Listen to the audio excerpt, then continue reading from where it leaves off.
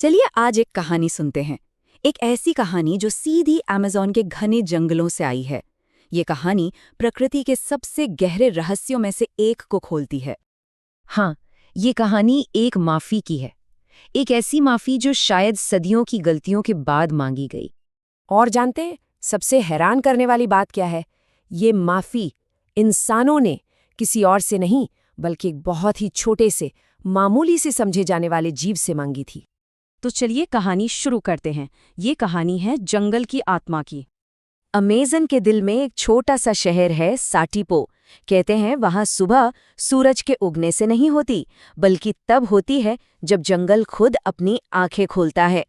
और इस जागते हुए जंगल की धड़कन, वो है वहाँ की मधुमक्खियाँ, खास तरह की बिना डंक वाली शांत मधुमक्खियाँ। अब देखिए, दुनिया इन मधुमक्खियों को कैसे देखती है? बस एक कीट के तौर पर, एक छोटा सा कीड़ा, है ना? लेकिन वहाँ के जो आदिवासी समुदाय हैं, उनके लिए ये सिर्फ एक कीट नहीं है। वो इन्हें कहते हैं जंगल की दाई। सोचिए कितना बड़ा फर्क है नजरिए में। तो सवाल उठता है, इन्हें जंगल की दाई कहते क्यों हैं?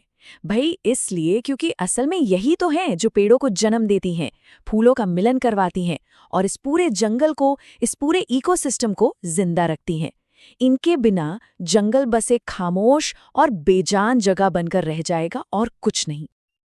लेकिन फिर कुछ ऐसा हुआ जिससे जंगल की ये आत्मा ही खतरे में पड़ गई।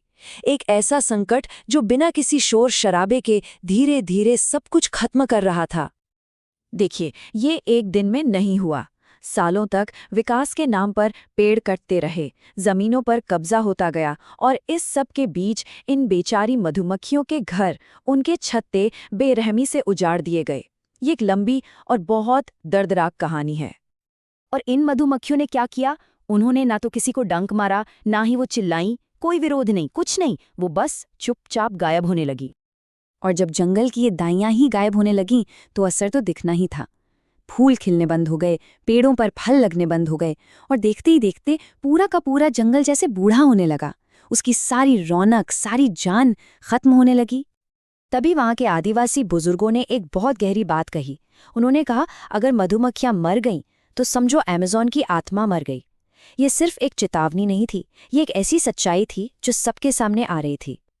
और इसी गहरे संकट के बीच इतिहास का एक ऐसा पन्ना लिखा गया जिसने सब कुछ बदल कर रख दिया। तो सवाल ये था, इस खामोश संकट का जवाब क्या था? आखिर कैसे जंगल की इस आत्मा को बचाया जा सकता था? जवाब था ये दस्तावेज। साइटिपो की नगरपालिका ने एक ऐसा ऐतिहासिक घोषणा पत्र पास किया जिसका नाम था मूल निवासी डंक रहित मधुमक्खियों के लिए अधिकारों की घोषणा।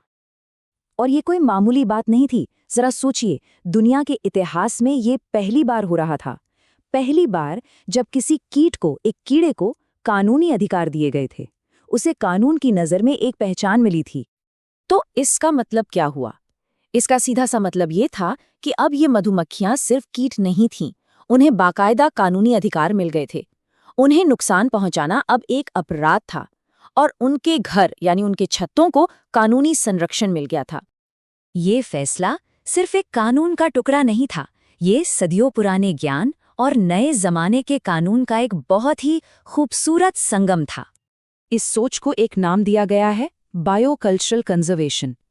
ये एक ऐसा फ्रेमवर्क है, एक ऐसा ढांचा है जहां प्रकृति, आदिवासियों का सदियों पुराना ज्ञान, उनकी परंपराएं और उनकी रोजी रोटी सब एक साथ एक धागे में पिरो दिए जाते हैं। इसके 4 मेन पिलर्स हैं। पहला, प्रकृति, जिसे हमें बचाना है। दूसरा, आदिवासी ज्ञान, जो हमें रास्ता दिखाता है। तीसरा, परंपरा, जो इस ज्ञान को जिंदा रखती है।